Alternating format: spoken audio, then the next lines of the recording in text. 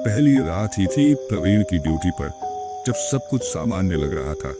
पर अचानक वो ट्रेन बिना रुके निकल गई और उसके पीछे दौड़ती एक रहस्यमयी लड़की ने उसकी पूरी जिंदगी बदल दी।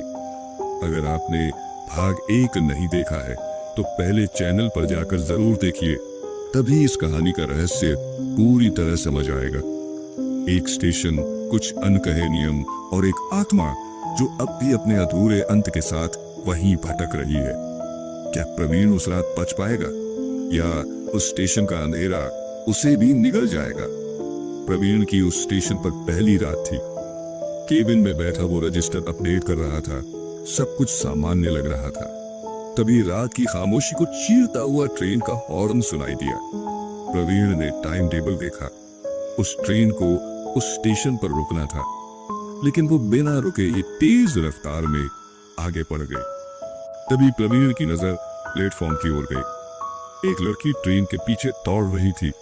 वो हड़बड़ाकर कुर्सी से उठा और फौरन बाहर आ गया, लेकिन जैसे ही उसने प्लेटफॉर्म पर पैर रखा, वहां कोई नहीं था। चारों तरफ सन्नाटा और अंधेरा पसरा था। प्रवीण को एक पल को लगा शायद उसका वहम रहा हो। वो वापस केबिन में आ गया।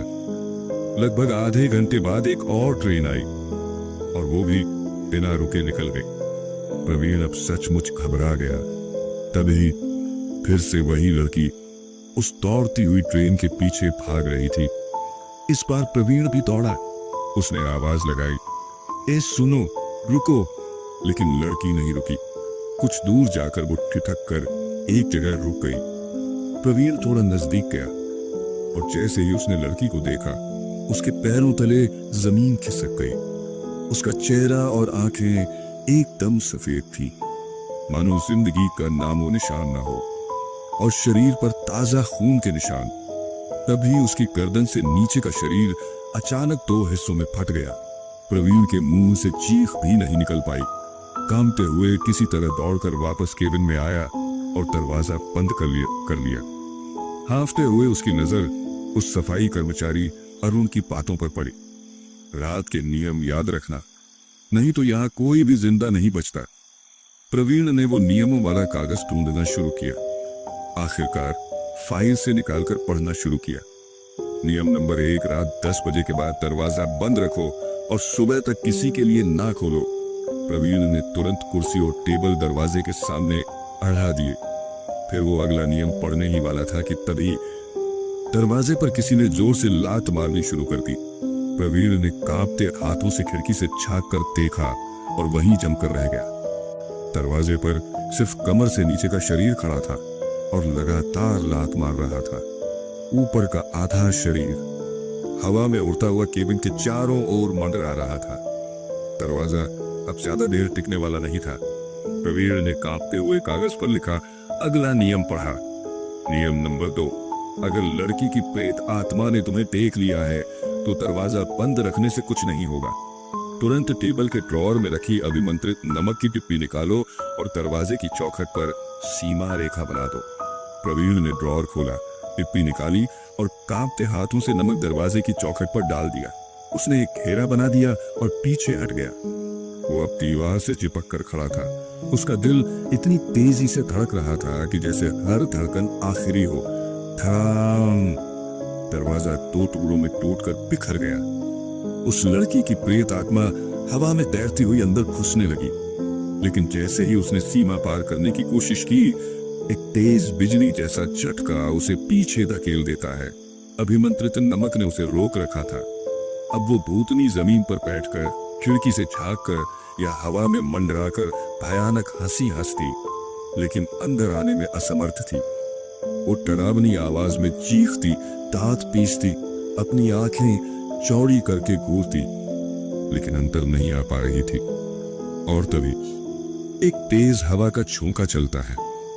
दरवाजे की चौखट पर बिछा वो नमक उड़ने लगता है और कुछ ही सेकंड में पूरी सीमा रेखा मिट जाती है। प्रवीण कागज से अगला नियम पढ़ने की कोशिश करता है, लेकिन एक और झोंका आता है और वो कागज उसके हाथ से उड़कर बाहर चला जाता है। अब प्रवीण पूरी तरह सहाय था। वो भूतनी का कटा हुआ ऊपरी हिस्सा अब हवा में मंडराकर सीधे केबिन के अंदर घुसता है और नीचे का हिस्सा अपने दोनों हाथों से जमीन पर खिसकते हुए खून की लंबी लकीर छोड़ता हुआ अंदर रेंग रहा था। अब कुछ नहीं बचा था। प्रवीण को अपनी मौत सामने दिख रही थी। वो प्रेत आत्मा उसके सामने हवा में लटक गई और डरावनी हंसी हंसने लगी। उसकी आंखों में सिर्फ मौत का नशा था। प्रवीण को कुछ सूझ नहीं रहा था। चारों ओर से घिर चुका था। नियमों का कागज भी चला गया था। वो भगवान को याद करने लगा। तभी अचानक उसे कुछ याद आता है।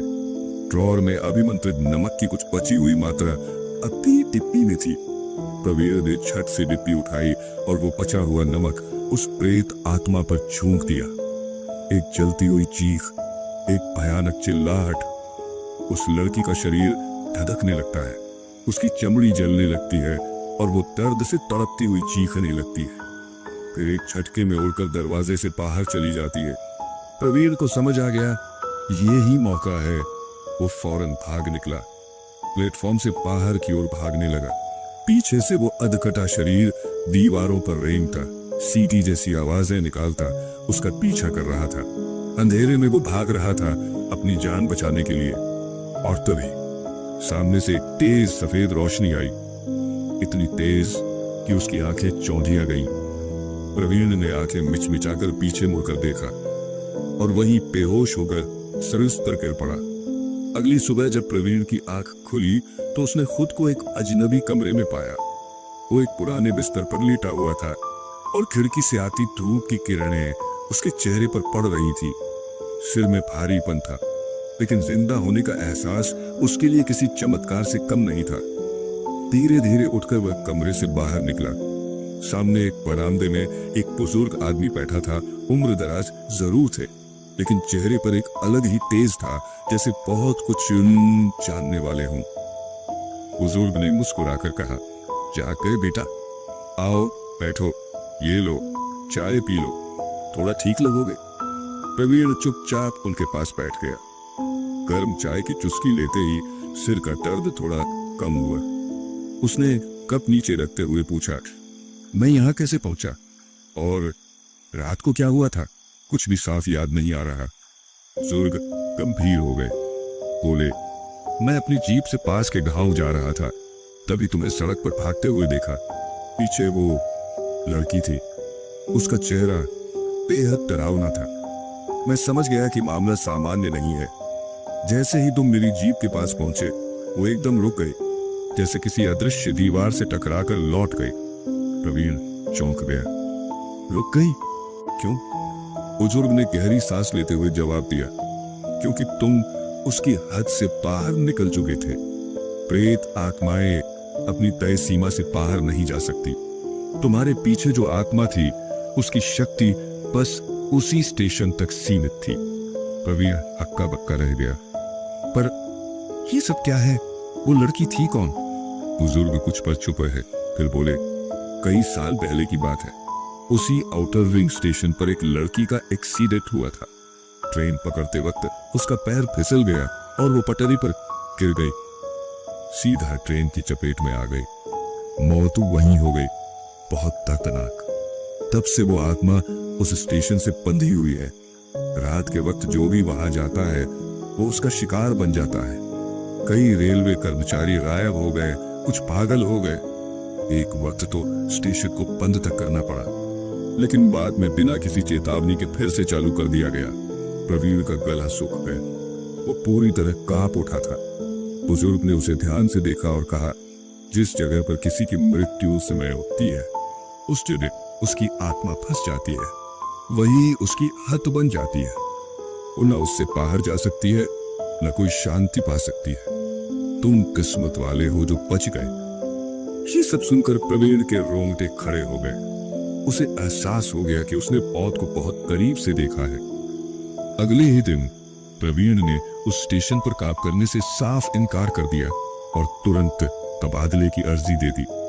विभाग ने पहले उसे कुछ महीनों के लिए सस्पेंड कर दिया, लेकिन आखिरकार 3 महीने बाद उसका ट्रांसफर कर दिया गया एक सुरक्षित जगह पर। इस घटना के बाद कई शिकायतें आई।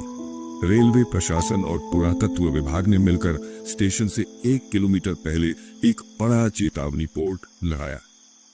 सूर्योदय से पूर्व और सूर्यास्त के बाद इस क्षेत्र में प्रवेश पूर्णतः वर्जित है, पर प्रवीण जानता था वो चेतावनी बोर्ड सिर्फ शब्द है। असली डर उस स्टेशन की दीवारों में छुपा हुआ है और कुछ आत्माएं कभी उगती नहीं पाती। प्रवीण बच तो गया, लेकिन उस रात की दहशत उसकी रूह में समा गई। उस स्टेशन की दीवारों में जो डर छुपा है वो किसी चेतावनी बोर्ड से काबू में नहीं आता।